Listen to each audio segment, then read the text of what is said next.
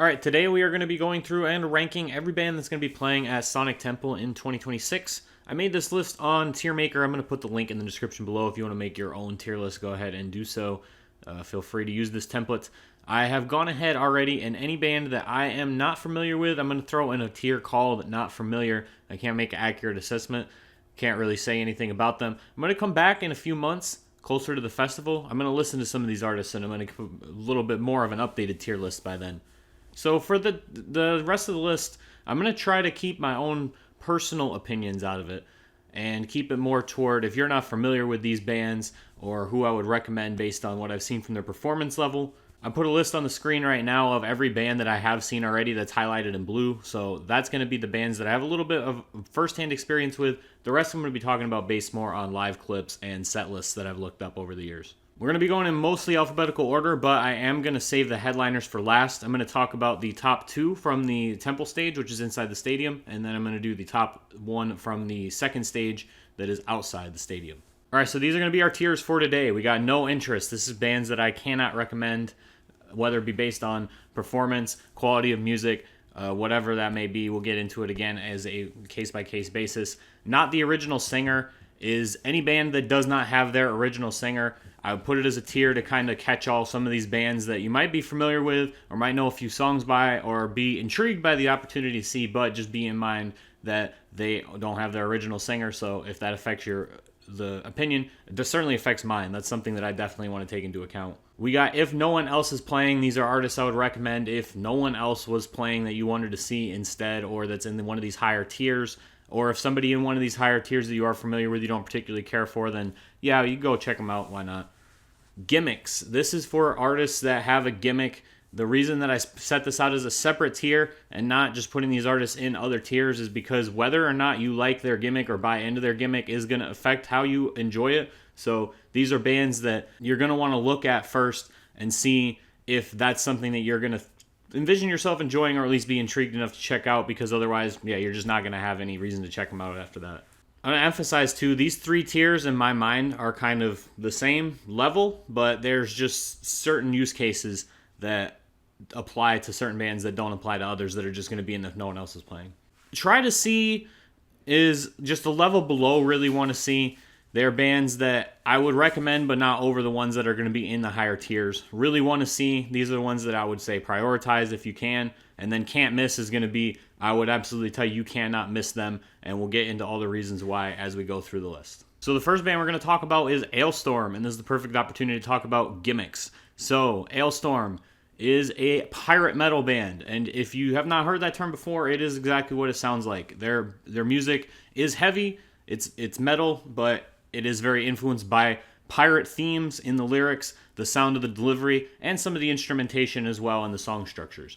So if you are intrigued by the idea of pirate metal, you might want to see them, but if not, then you're not going to enjoy it. So that's why I made a separate tier for the bands that fall into that category. All That Remains. This is a band that has canceled on me several times when I've tried to see them, but I would say that they're a band you should try to see. They have a good selection of songs that would be enjoyable live. They give you some of that more older school metalcore, borderline heavy metal, depending on what they play. You know, they got a couple of lighter songs too. They got some more radio-friendly fare, like 2 weeks and songs like that. But I think they'll put together a good festival set, again, if they show up. All Time Low. I'm going to put them also in Try to See. I don't think there's anything that particularly makes them stand out. And although their catalog has good songs in it, they're not songs that stand out to me as much as some of the other ones that we're going to be talking about as we go through this list. I think they're really solid. I think they're a really good live act from what I've seen. But that's just where I'm going to put them for now. Alter Bridge. This is a band that you hear constantly. Underrated, doesn't get enough love. They're huge overseas. They never really got a following over here like they probably should have. It's the former members of Creed with a different lead singer. I'm going to put them in Try to See, and I'm going to put them, let's put them at the top of the tier for now, over All That Remains. They tour fairly regularly throughout the country, and they're not a band that you would see a lot in a festival setting, so if that's kind of an influencing factor, then maybe. But I think that they're not that hard to catch. I haven't really listened to them, I gotta say, in a few albums. I'm very familiar with their first couple records. and or sorry, the first three. Forget that there's the one in the middle, and they have a good, like, solid selection of songs. If they play their older stuff, I'm not, like I said, familiar with the newer stuff, but they're all longer. You're probably gonna get about 45 to 40 minutes. So you're only gonna see like 5 or 6 songs. Again, if that's a factor for you, I would say try to catch them. I think they're gonna be reliable. Amon Amarth is another gimmick band. They're Viking war kind of not medieval, but they're still heavy. They sit more on the melodic death metal side of things. But if you're interested in that kind of historical type of metal, it would be definitely worth checking out. In Berlin is the first band we're going to talk about, where we're going to go with not the original singer. I've seen them live a few times. I've seen them a few times with their original singer. I've seen them with the new singer. The new singer is good. Doesn't sound very similar. Brings a good energy. The songs are still solidly performed. I gotta say, it's definitely a downgrade for me personally, as this is one of my favorite bands, especially live. They're more on the kind of emo, alt rock. They're Christian influence, but I wouldn't say that it's the most. They're not like a preachier side. They're not like a Skillet lyrically, where it's very like it hits you in the face. There's a few songs that do, where it's outwardly said, but they're a more subtle band. You can kind of enjoy them, they're on the lighter side of things for sure. Anthrax. Now they're a little bit older, so I would say I'm gonna put them in really want to see if you haven't seen them already. They're a band that I would definitely say to check out. They are going to be playing in a shorter spot, which is perfect for them. They have about 6 or 7 songs. You can rip the house down and then call it a night. I wouldn't want to see them in like a later set. I think they're second to last on the outside stage. Actually, couldn't have even been more wrong. They're fourth, so they're going to play for about 30 minutes. You're going to get 5 or 6 songs of thrash, good, nice, old school energy. I think that they're definitely a band that I would recommend in one of those early spots. And where they are on the festival like map or the set time schedule is also going to be a factor in where these rankings are made. If Anthrax was playing for an hour, I probably wouldn't put them this high. They're going to be playing earlier in the day. There's not going to be as many bands going on probably at the same time, but you're only going to get a shorter set, which also helps them in certain cases. So just keep that in mind as well.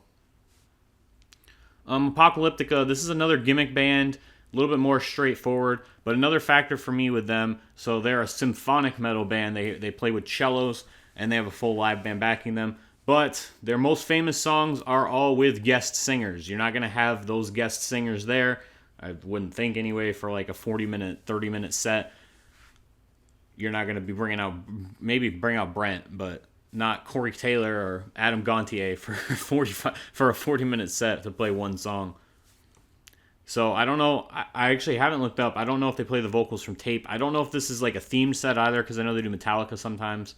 But for now, like I said, this tier, this is exactly what it's for. It's for bands that you got to kind of do your research on before to see if it's something that's going to interest you.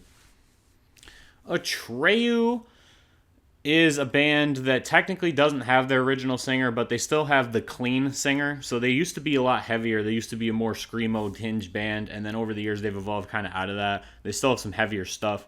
I would put them in really want to see. I think they're another one. They got a shorter set. It benefits them. They got a few songs that really hit. Actually, you know what? Let's put them in. Let's bump them down to try to see. I'm going to put them at the top, though. Attack Attack is another band that does not have their original singer. I haven't got a chance to check them out live yet. Their back catalog is really solid for that kind of deathcore, metalcore that leans more into the heavier side, I would say, but also a little weird at the same time, too. August Burns Red, I haven't listened to in a pretty long time, so I'm going to say if no one else is playing, they do bring a really good level of energy and passion intensity live. So if you're into them, then definitely I would check them out. But this is a band that I kind of got to revisit to give a better ranking of. But for now, I would still put them in if no one else is playing. I would check them out just based off that. I'm also going to move this up just a tier to make it a little bit easier to kind of follow what's going on. Black Label Society, if you haven't seen Zakk Wylde, see him. Otherwise, I would just say if no one else is playing. I don't think they do anything particularly interesting to stand out. They're a little bit more bluesy, a little bit more classic rock, hard rock type of sound to them. So if you're into that type of stuff, then check them out. But I've seen them. They don't really stand out to me, honestly. Bless the Fall, also not the original singer. I've heard that they've gone less metalcore over the years, and they've gotten more toward that kind of mainstream metal sound. So they're another one that I want to check out again and see if I would still be interested in seeing them based off that. But for now, this is where I got them. Body Count, Ice-T. I'm going to go ahead and put this in Really Want to See. They are performing less and less often as they get into the older stage. They are a borderline gimmick band too. So it's the gimmick more so is just that it's Ice-T fronting a metal band. From that standpoint, they're pretty much a standard crossover thrash type group. Their music's pretty straightforward. They got some lyrics that are more political, but that's not completely abnormal for metal. I would say that this is a band that you really want to prioritize seeing if you haven't seen them already. Their live performances are really strong. I've not got to catch them live myself yet, but I've seen some clips, and they still have a lot of energy for a band that's been around since the 80s and doesn't tour that often. Buck Cherry. I'm going to go ahead and make them our inaugural artist in the no interest list. They're borderline a gimmick band too. Honestly, most of their songs are about sex and drinking, and it gets really old really fast. I used to really like this band when I was younger, and they have some stuff in their back catalog I think is really, really solid, other than that one song that you probably do know. I like everything. I like the first album's got For the Movies on it, and Lit Up, that's the other song I couldn't think of. Carousel is still a song I listen to a lot. Even some stuff off Black Butterfly, like Rescue Me, even Too Drunk can be funny, or like a good listen once in a while. But they don't play a lot of that stuff. They play a lot of newer stuff, and they've leaned even more and more and more into the gimmicks over the years. I'm going to put them in no interest. I don't think this is a band I'd ever recommend seeing unless there was literally no one else playing. Like if this was absolutely nobody else was playing and you just wanted to see music be played. Bush is going to be kind of a good test case. If you're really into Bush, or if you're really not into Bush, then that's going to be your deciding factor. I know they're a pretty polarizing group, but they have an enjoyable set of songs, I think, if you are maybe not most plugged in. If you haven't, been keeping up with music as much, this is a band that you'd be like, oh, Bush, I used to know them. They had a few songs that were on the radio. You're going to know more songs by them than you probably realize if you're an older listener. And if you're younger, that might even still be the case. Nonetheless, they're playing, 35, 40-minute set. You're going to get through a good set of songs that are pretty solid. I think Gavin's voice has really held up well over the years, probably the best out of all the bands that are still kind of hanging around from that era. Butcher Babies, another gimmick band. Now, I have seen some discourse and discussion over the years about this band, that they've evolved a little bit past their initial image. I can't say that I've really noticed it or really kept up with them enough to notice it, but they played into their image very early on. So again, look into them, see if that's something that you're going to be interested in. Black Veil Brides, this is a borderline gimmick band also, but I think that they've grown out of that, and I've seen that for sure. I would say this is a solid if no one else is playing. I think they're a good enough band. You're not going to be disappointed, but they're not somebody that I would put in this range where I would say that I would want to check them out for sure. Castle Rat is another gimmick band. I think we're almost out of it. I think there's only a couple more of these. This one is one that I would definitely recommend more so probably than the others. Out of the ones that we're going to rank here, I would put them probably second so far. They have a really good backstory and interaction in their show, and I've seen a lot of live clips, and I think it would be a really cool thing to kind of go and experience. So definitely look into that. Check it out. See what you think. Chelsea Grin. Now, I got to say, deathcore is a pretty big blind spot for me if you didn't look at the list earlier. I think almost every band up here is death metal or deathcore for the most part. There's a few in here that aren't, but there are some that I'm familiar with. I listened to deathcore quite a bit when I was in late middle school, early high school, and there's a few bands that stuck around. The Suicide Silence, Bring Me the Horizon, ironically, was also one of them. Chelsea Grin was another one. I would say that you should really make them a priority. I think that if you aren't familiar with deathcore, they're one of the more kind of, it's hard to say the word accessible, but they're one that stuck with me. I checked out a lot over the years, but I still keep up with them and another one that we're going to talk about later, and I think they're still really solid. I would put them toward the end of this tier. Actually, let's bump them down to Try to See. But I think they're still really good. I think everybody should go to a deathcore show at least once if you haven't already, just to kind of experience what it's like live and see how the crowd responds, and to actually get to hear the performance in person, if you haven't already, and they're a good band to do that with. Shia Dose. They're on a reunion tour right now. as much as you can call it one, because it's literally only their lead singer. It's the opposite. It's the exact opposite of the not the original singer. It's not the original band minus the original singer.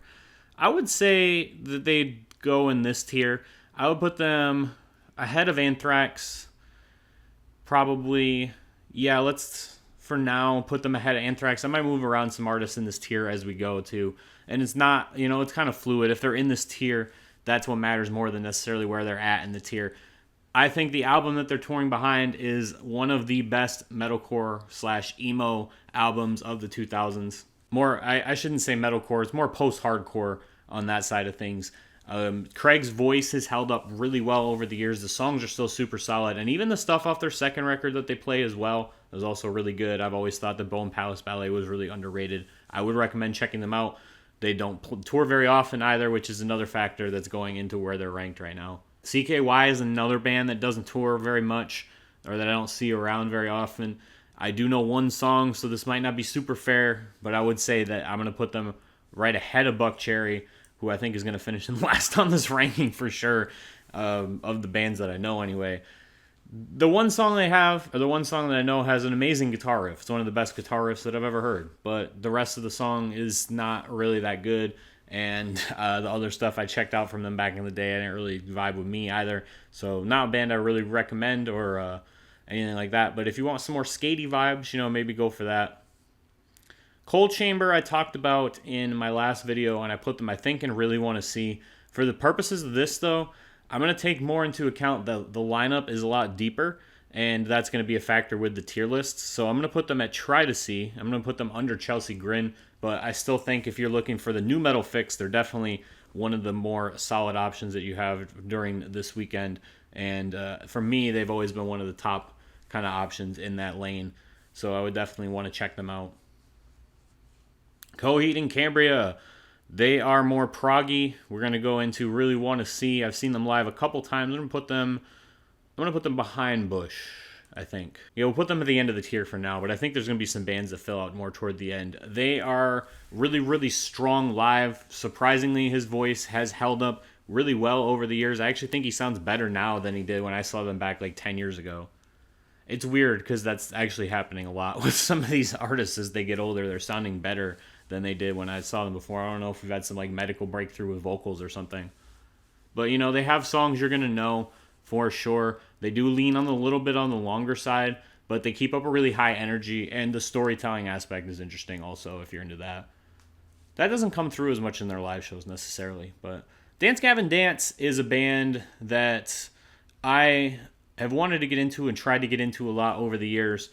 I don't think they're particularly special live based on what I've seen. I'm not the most familiar with their catalog or anything to kind of judge it off of that, but I've checked out live footage of all these bands at some point or another if I haven't already seen them live. I feel comfortable ranking them if no one else is playing, but I do think that when I go through and listen to some of these bands again and get prepped to redo this list closer to the actual festival, that they'll probably move up a little bit depending on what happens between now and then. Daughtry is another band. I almost want to put them in no interest because most of their set list isn't going to be their old. Yeah, we're going to go with that.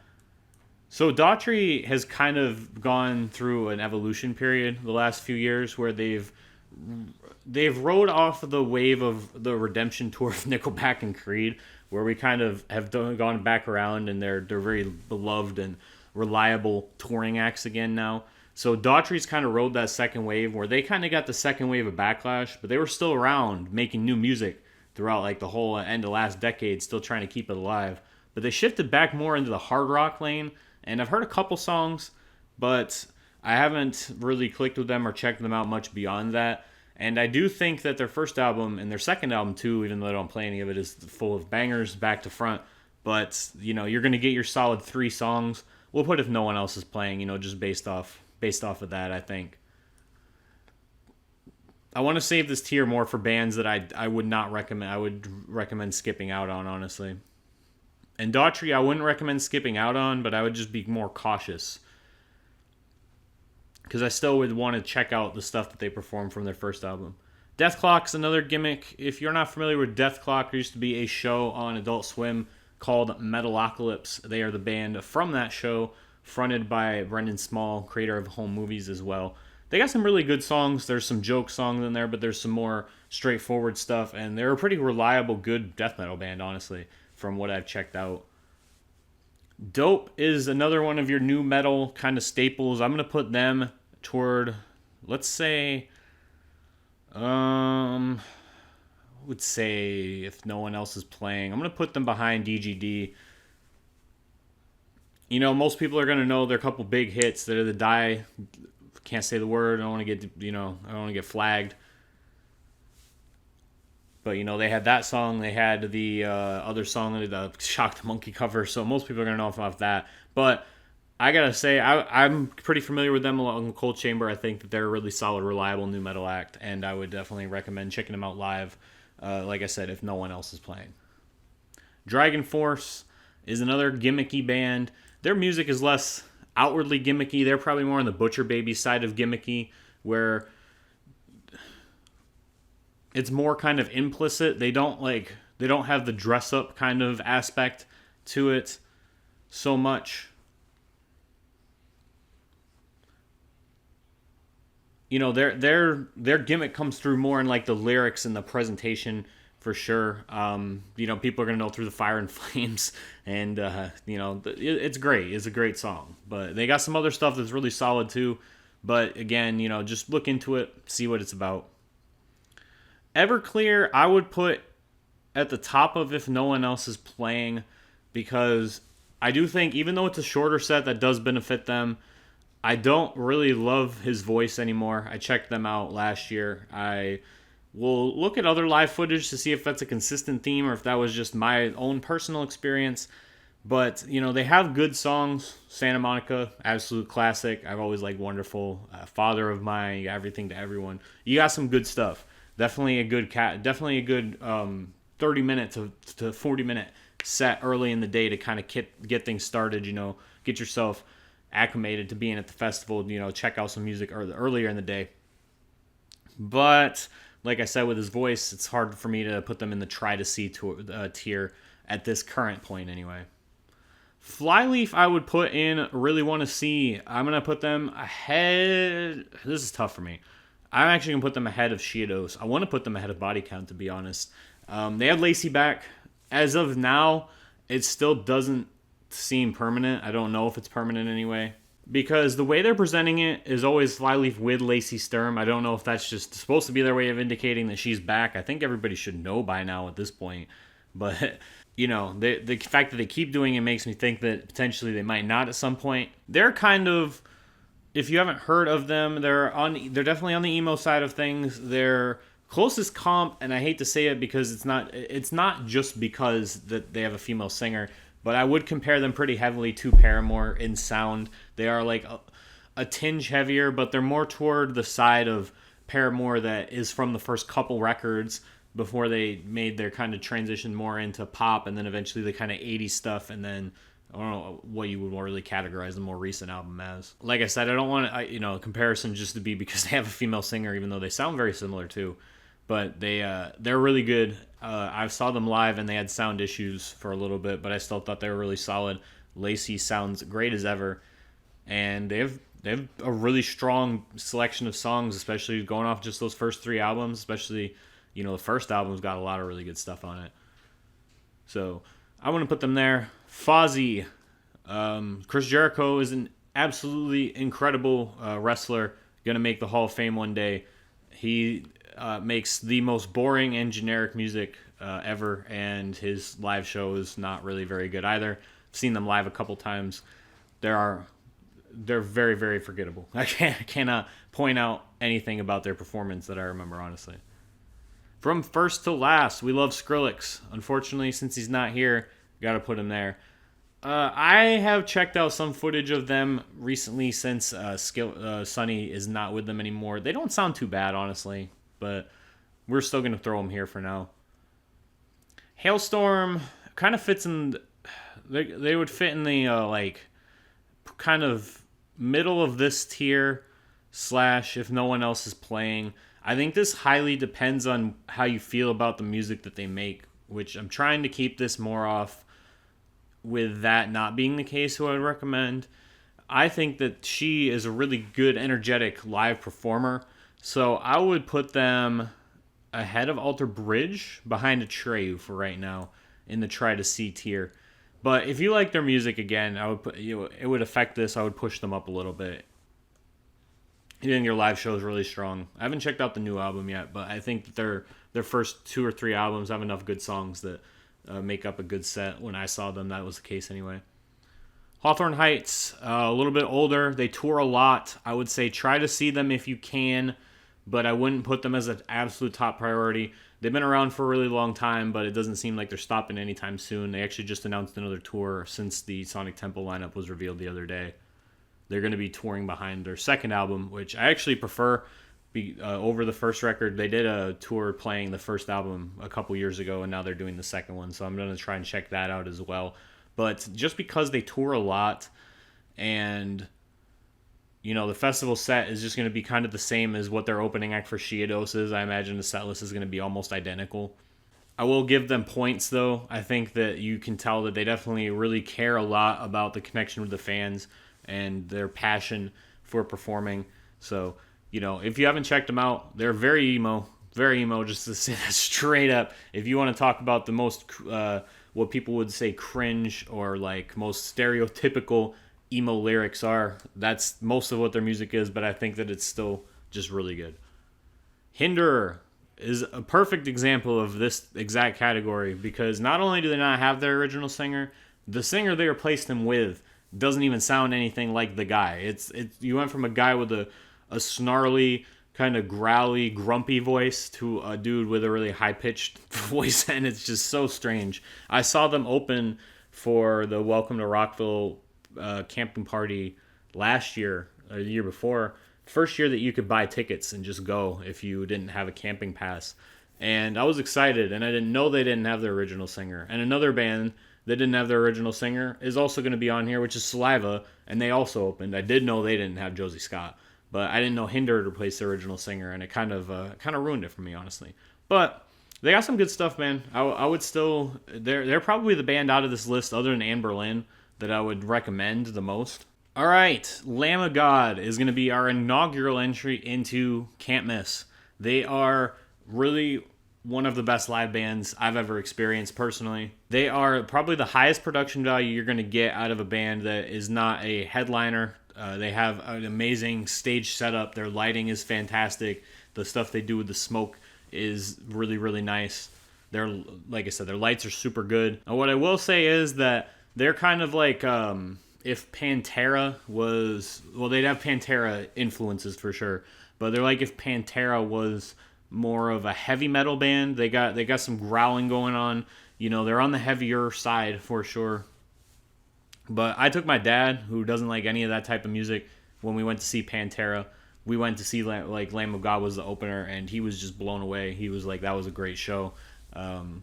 Really, really impressed by them, and I kind of use him as a barometer for sometimes of how heavy stuff is, because I've taken him to a couple shows where it gets a little bit on the side of things that he's not familiar with, but he gave them a positive review. So I gotta put them in Can't Miss, man. They're one of the best live acts for now. Like I said, production value is off the charts for a non-headliner, and I would really say that you got to check them out if you have not seen them before. Lit, I had to go put them here. I'm not going to put them in the Fozzy zone. I'm going to put them at the top of No Interest. I've tried to get into this band a few times over the years, because My Own Worst Enemy is probably in my top 20 most played songs of my lifetime ever since I first heard it playing Rock Band 2 back in like 2005, 2006. It's just been one of my favorite songs, and I've tried to get into their other stuff, and it just has never clicked with me.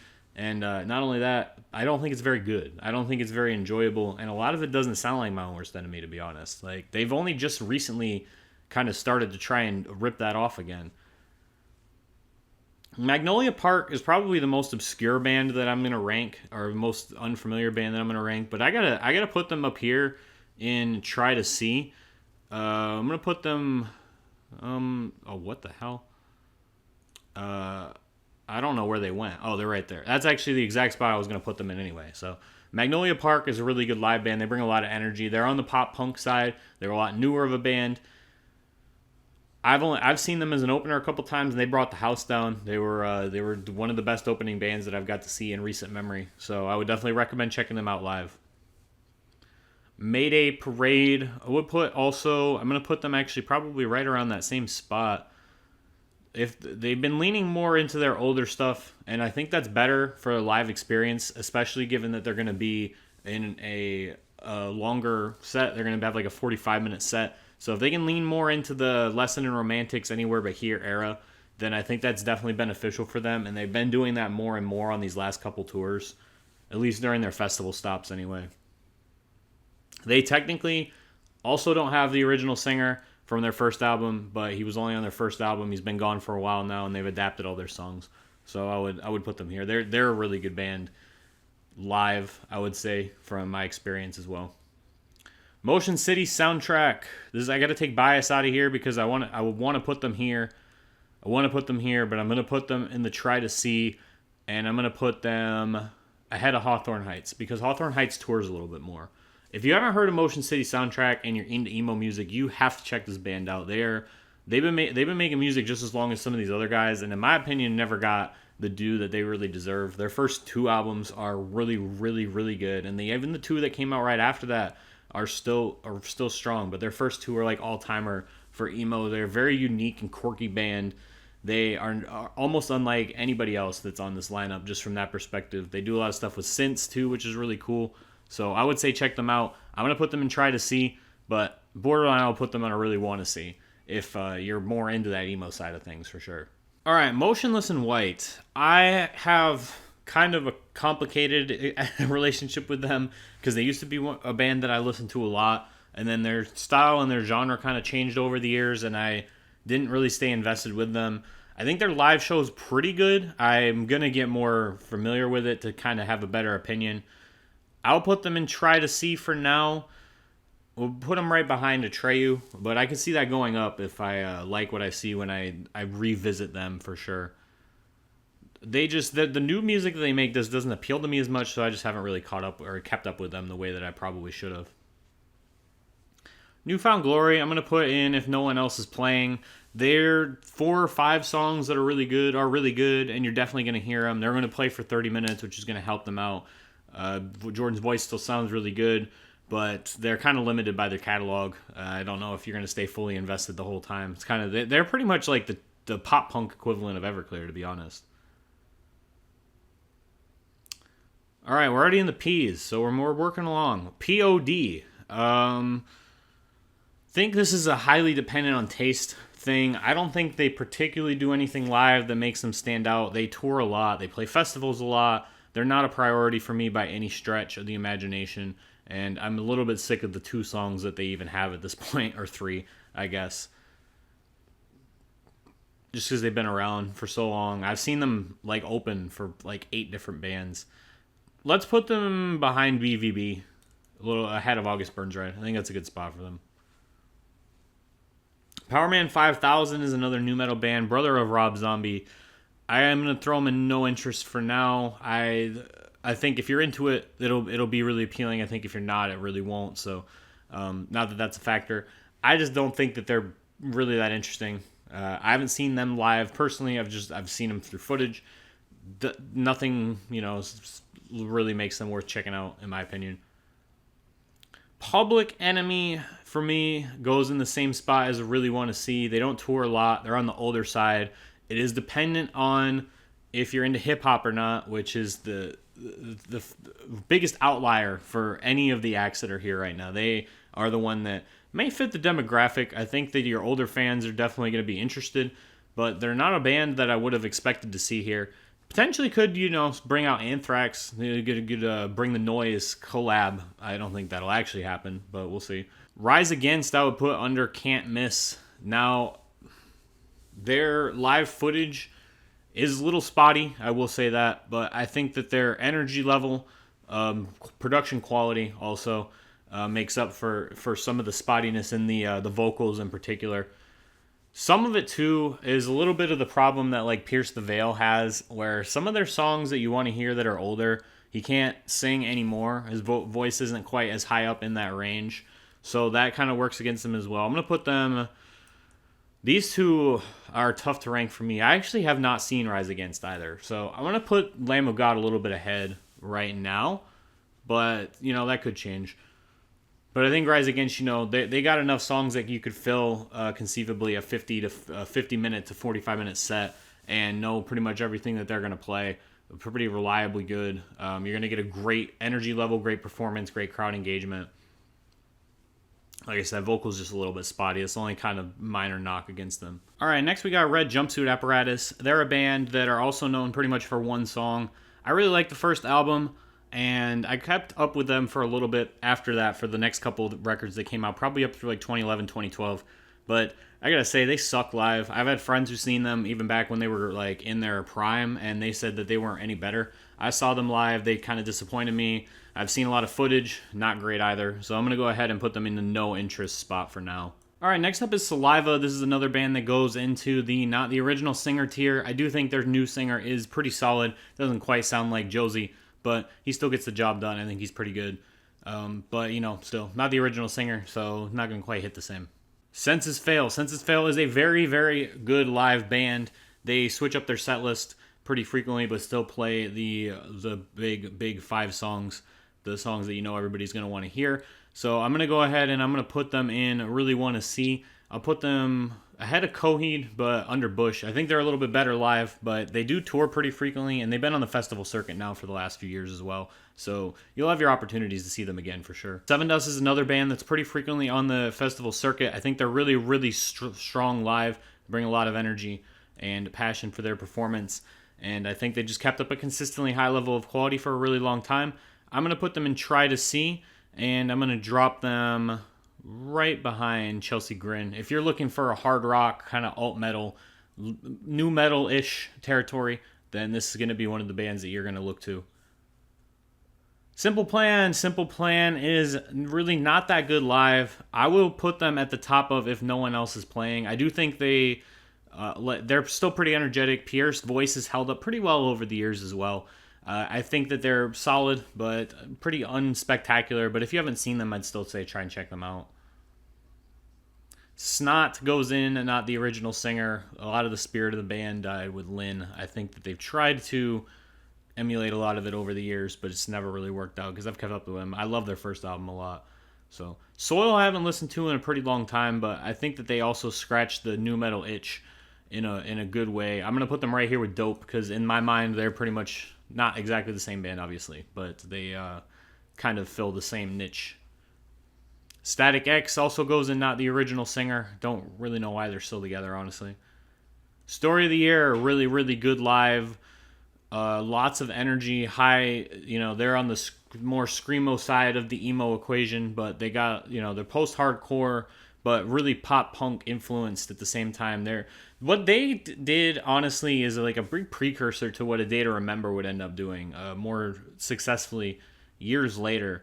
I'll go ahead and put them in Try to See. I'm going to put them right here with Seven Dust. Stone Temple Pilots also goes in not the original singer. I will say they're still pretty solid live. They get good pacing. They're reliably enjoyable. You're going to know most of the songs, but this is an example of like the singer that they did choose doesn't really sound anything like the original singer, and it kind of takes you out of it. So much of their music was Scott Weiland's personality, and who he was really feeds into that. This new guy they got is, I hate to say it, basically just an NPC. So even if they had Chester, rest in peace. But if they had a singer on that level who brought character to the band and can pull off those songs in an interesting way, I would put them in a real tier. But this is just kind of lifeless. Sublime is a good example of how this works in the other direction, because while they do not have their original singer, I think that they pull off using Bradley Noel's son pretty well. I'm going to go ahead and put them in Really Want to See. Let's put them ahead of... You know what? I'm going to put them in Can't Miss. And this is why. One, you're not going to get anything closer to the original product. I do think that there is an element of this that is, they do tour pretty frequently, but I would still say you got to check them out while you can. Jacob is a spectacular performer. His voice is really solid, but his singing ability still needs to be kind of honed in from what I've seen. He's not as consistently on a high level like his father. There's things that he doesn't quite pull off as well as he does, or as far as the vocal performance. But I think his sound, his passion, energy, all of that's there, and I think that they are a really, really remarkable, memorable live experience. The Amity Affliction, let's put in really want to see. I don't want to overcrowd try to see, but I also don't want to overcrowd really want to see. I'll say I'm going to put in try to see. Let's put them probably about right here, this Alter Bridge, All That Remains. Actually, All That Remains is a good spot to put them in. They're a really solid, reliable act. I just don't think they have songs that necessarily stand out so much as some of these other bands. Let's put them actually below. I'm going to put them at the bottom of Try to See. I do think that they have a really, really good stage show, though, and that's what I'll give them credit for. When I saw them live, they did a lot of really good stuff with their lights and their presentation. They really have a nice atmosphere to their live shows. And I think the performance and that style of music really plays their benefit as well. Ghost Inside, pretty much the exact same thing. Everything I had to say about Amity Affliction, pretty much almost exactly the same music, I would say, too. The story so far is a little bit more pop punk. I think that they are really good live as far as the performance. I don't think the songs stick out quite as much as some of these other bands, so I'll go ahead and say if no one else is playing.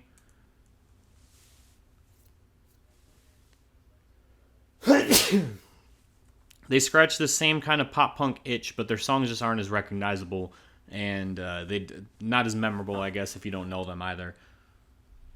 The Used, I think The Used is still one of the best live, I don't know why I scrolled up so far, one of the best live bands that we have around. They toured pretty frequently up until the last couple years.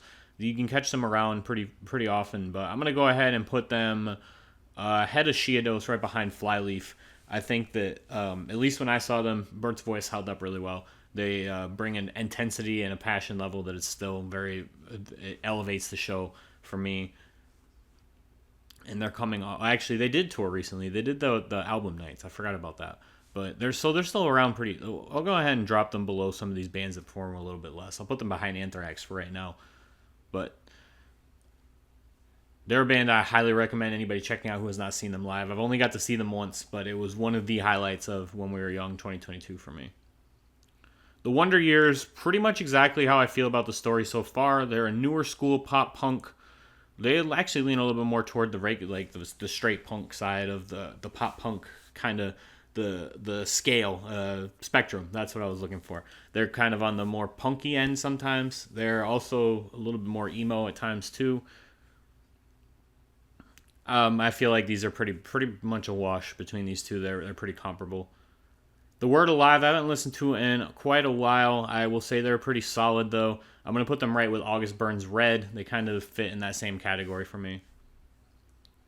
Thrice is a band I've never got to see live. I know they have really good live shows. Their catalog is a little bit on the weaker side than like a Census Fail or a Silverstein or Thursday or anybody from that kind of era that's still kind of around touring. Even like Story of the Year. I don't think their music quite holds up as well, but I still think that their live performance is really strong, and I would go ahead and put them right behind Motionless in White. We'll put them behind Hailstorm, actually. Tom Morello doesn't play anything from Rage Against the Machine. They do he does a little medley. I'm not wild about his solo music. This isn't really something I can get excited for. And now there's also rumors that he might not even be there, so. His name got taken off the ad. I think that's just because they weren't allowed to reveal it yet, but we'll see what happens. We Came as Romans. I'm going to put with this, I'm going to move POD ahead of BVB. We Came as Romans. This part of the tier list has kind of turned into kind of sceney, like metalcore / alt metal bands that I think are really solid. And if you're into that, that's good, but I don't think that a lot of them are going to... I can't necessarily distinguish between who's going to be better or worse, so I'm kind of throwing these guys all together in this spot right now.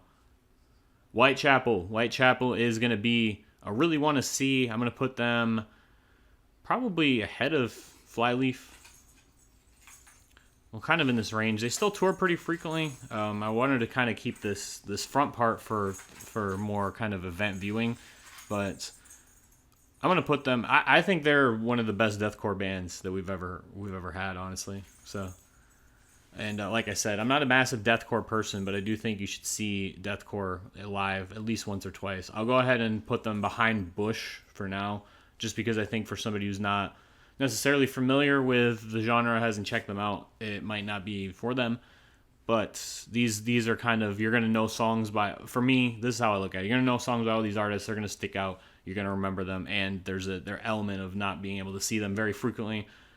What do we got left? We should be almost done. All right. Woe Is Me is going right in this area. This August Burns Red, Word Alive. Same thing I think about them. I kept up with them back in the day. I haven't listened to them in a long time. I'm going to need to do a little bit more looking into these guys to see if there's anybody that stands out, but kind of all occupy that same space for me. Yellow Card, for me, it's hard to take personal feelings out of the equation. I think that this is a can't miss, borderline. They're probably going to be the last band that I put in can't miss, but they are so overly good live. Ocean Avenue is such an amazing album. A lot of the songs they play are from that album. Ever since they got back together, they've been a much better live band than they were during their original run. I think the violin adds an element to the music that makes it so much more unique to see live. And I think that the songs just stand out. The stage presence stands out. What they do with their lights, I really enjoy. I'm going to put them in can't miss as well. Zach Sabbath, this is kind of our last gimmick band we're going to talk about. Zach Wild's Black Sabbath cover band. Pretty cool. I'm going to try and check them out if opportunities line up, but we'll see what happens. All right, now we're going to move into our headliners. So for this group, I took the 4 bands headlining the second stage, the outside stage, and then we're going to talk about the top 2 from the stadium stage, just because typically these are the bands that would close out a second main at another festival, but because of the structure, what they have in place, it's kind of, they're trying to give a little bit more attention to that inside the stadium stage. So we'll talk about Megadeth first, who is going to be on their farewell tour. And by virtue of that, I got to go put them in can't miss. Right now, we're going to put them at the top of can't miss. But this is going to be your last opportunity to see them, most likely, unless you go and see them on a tour stop. If you're just going to this festival and nothing else, then you got to prioritize Megadeth. There are mixed reviews over time of how their live performance is, but they are thrash metal legends, and they're going to be going away. So if you're not in thrash metal, then don't worry about it. But if you're looking for your only opportunity you might ever get to see them again, got to put them at the top of can't miss. Marilyn Manson, it's tough for me to take personal out. I got to put them in no interest. One, because I think their fan base kind of ruins. I can't put them behind Buck Cherry though. I'm going to put them right here, honestly. I'm trying to take personal bias out of it because I don't really care for Marilyn Manson's music. I don't outright hate it, though. So I don't think that it's like I despise this band's music, so I'm putting them at the bottom just because. No, it's a few factors. There's been a big debate about his inclusion. Apparently, the performance is still solid. I didn't see anything that really popped out to me when I watched through like last year's Rockville performance, which was my main. I skipped the set, but I watched it back later. Didn't really stick out to me. I don't like the crowd. I don't like the fans. I think they kind of detract from the experience, on top of the fact that his inclusion is just annoying to deal with from the controversial standpoint. I can't recommend seeing Marilyn Manson, honestly, either, because I just don't think, I don't think it's anything special, honestly. You got to put the Offspring up here and really want to see. I'm going to put them probably with Bush. They have more songs for sure, but occupy that same kind of space in my mind as Bush, where you're going to know a lot of the songs, you're going to enjoy it, have a good time. This is going to be a solid 45 minutes to an hour of bangers back to back to back. Dexter can be a little weak live. They don't do anything super crazy presentation-wise that makes them stand out to me. I just think that you're going to get a really good performance, really reliable performance, and it's something that you should probably try and catch if none of these other bands end up conflicting. Breaking Benjamin, I got to put them in can't miss. I think this is still one of our most reliable live bands that we have right now. I'm a little biased, obviously, But I think if you haven't seen Breaking Benjamin live, you're going to love them. They do great camera work. They have great stage presentation. They're going to be one of the only bands on here that does pyro too. I think that they really have become one of the most reliable live bands that we have right now. Their set list has all the songs that you're going to know, but they also put in a couple of deep cuts for fans, which I is kind of a plus and minus when it comes to festivals. But the stuff that they usually play, they keep a high energy, and their stuff really just plays well live. Like, it's kind of that simple for me. They're really a cut above in my experience seeing them. Godsmack, I feel almost the exact opposite about. I'm going to put them in if no one else is playing because I know that they're going to get a good amount of stage production. They do a couple of interesting things with their live set with the drum battle. That can be a plus or a minus depending on how you look at it. For me, that stuff is kind of cool if you're seeing a band on a tour stop, maybe. But at a festival, it's just time that you're not playing other songs, when your set's already shorter anyway. So it kind of depends how you feel about that. I think it's cool as a spectacle if you're not familiar with the band and you want to check it out. That's something. If they play their older stuff, good. I like their first couple albums a decent bit. But anything that kind of comes after that straight out of line era, I'm not really fond of. Actually, I lied. The Oracle's got some good stuff on it too. But, they're a radio rock band. They kind of played out for me at this point. I'm glad that they're still having fun out there on the road and everything, but they're not a band that I would say you really need to prioritize. They're still probably going to be touring for quite a while. They've been around forever. And just nothing that you're going to miss probably. So if no one else is playing, check them out. They'll have a good stage show. But Good Charlotte for me has got to go and can't miss. They don't tour very frequently, obviously. We'll actually put them behind Yellow Card.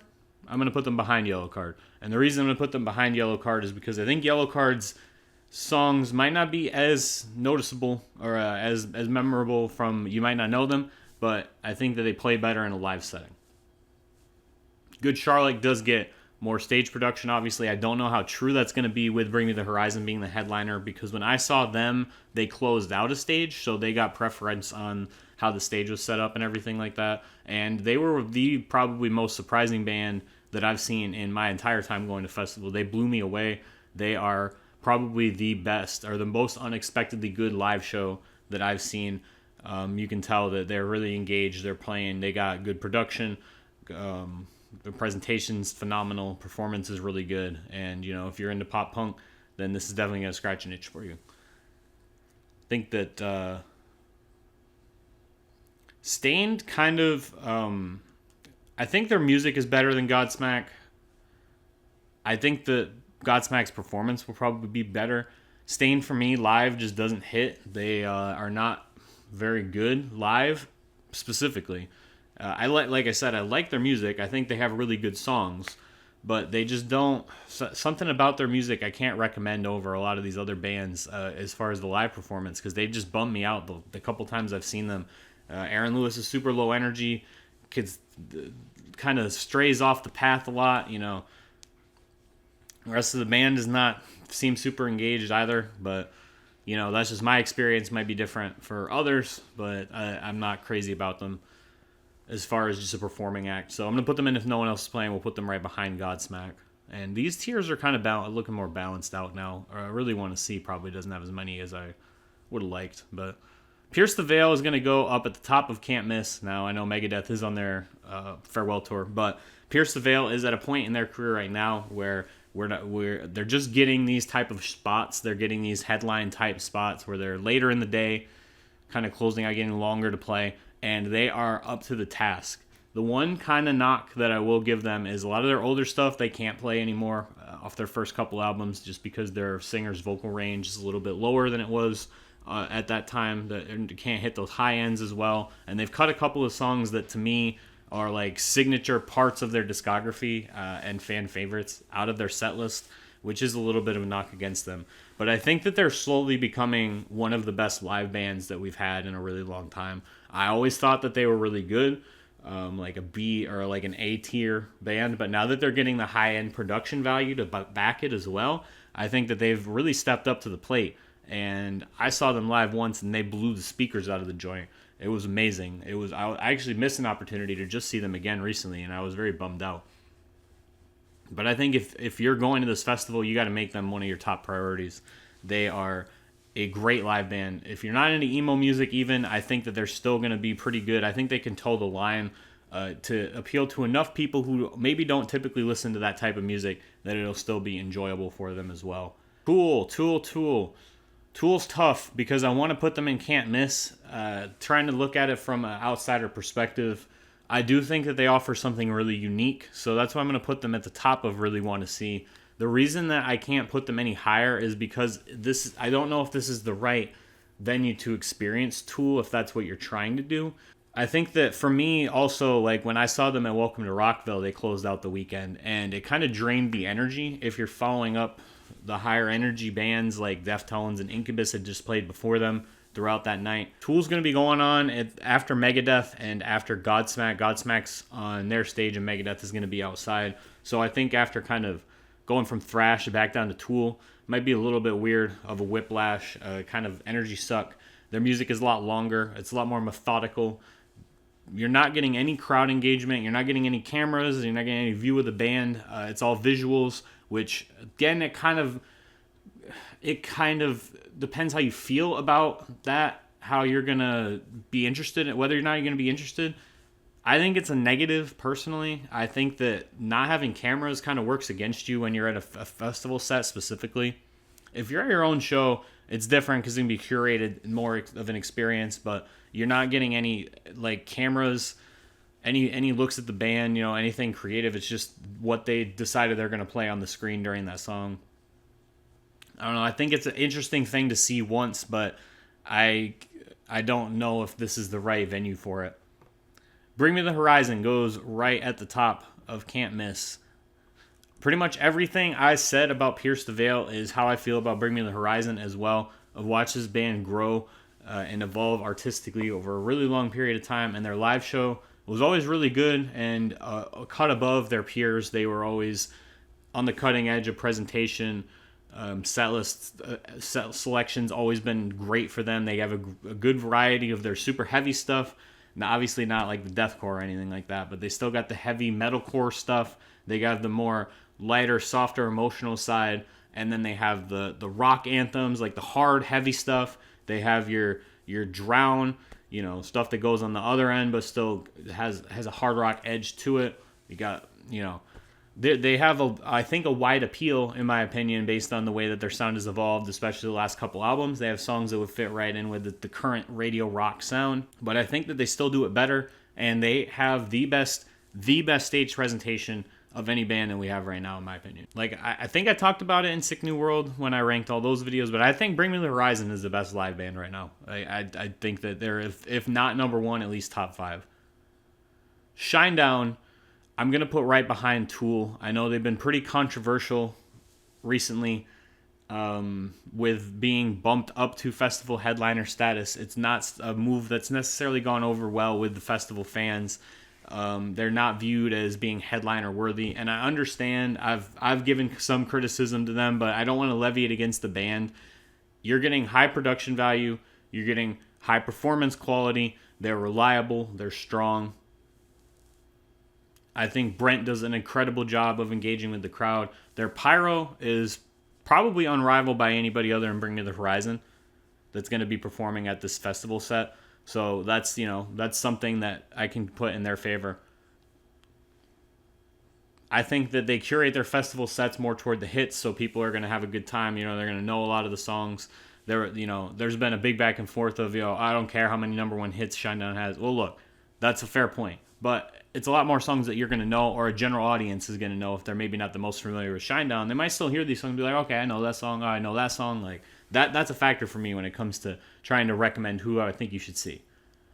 I think, and personally, in my opinion, like I went to Rockville last year, and that was kind of their first festival headlining set in this setting, and I think they stepped up to the plate. And I haven't seen the same type of discourse around like Deftones when they got bumped up to headliner status. Honestly, like I think that they're a better band than Shinedown for sure.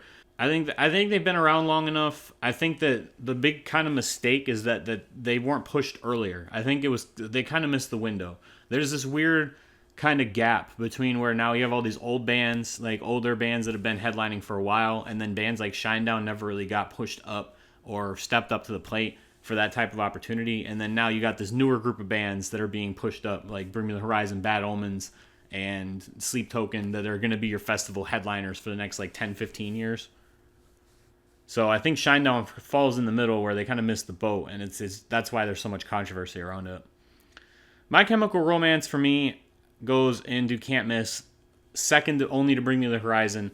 And the only reason I'm going to put them second is because it's a Black Parade performance. I'm assuming it's a Black Parade performance based on the fact that it's been included in their promotional materials for next year's tour and their Shaky Knees set this past year, which was their only festival appearance in the United States, at least, during the Black Parade tour. They played Black Parade in full and then played their other big songs after, only like 3 or 4, I think, of them.